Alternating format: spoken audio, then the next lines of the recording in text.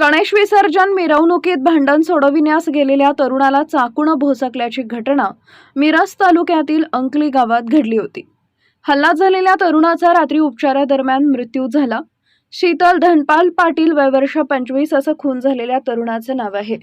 मिरज तालुक्यातील अंकली इथं गणेश विसर्जन मिरवणूक सुरू असताना दोन गटात भांडण झालं होतं.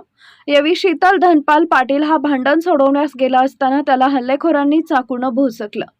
दुर्दैवाने या हल्ल्यात गंभीर जखमी झालेल्या शीतलचा उपचारादरम्यान रुग्णालयात मृत्यू झाला.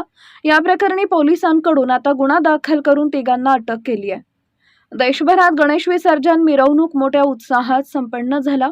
त्यामध्ये मुंबई, पुणे, कोल्हापूरसह सर्वच ठिकाणी वेगळाच उत्साह पाहायला मिळाला. यंदा प्रथमच काही ठिकाणी डीजे मुक्त मिरवणुकांची संकल्पना राबवण्यात आली. त्यामुळे पारंपरिक वाद्य आणि ढोलताशांच्या गजरात बाप्पांचं विसर्जन पार पडले. मात्र सांगली जिल्ह्यातील मिरजमध्ये गणेश विसर्जन मिरवणुकीला गालबोट लागले. मिरज तालुक्यातील अंकली गावात गणेश विसर्जन मिरवणुकीत झालेल्या वादातून एका युवकाचा खून झाल्याची घटना घडली. विशेष म्हणजे भांडण सोडवण्यासाठी हा युवक गेला असता त्याच्यावरच चाकूने हल्ला करण्यात आलाय.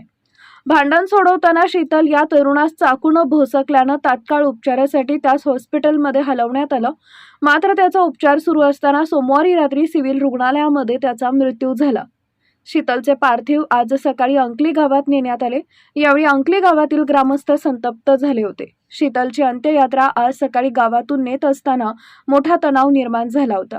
दरम्यान गावकऱ्यांनी गाव बंद ठेवून खुनाच्या घटनेचा निषेध व्यक्त केलाय.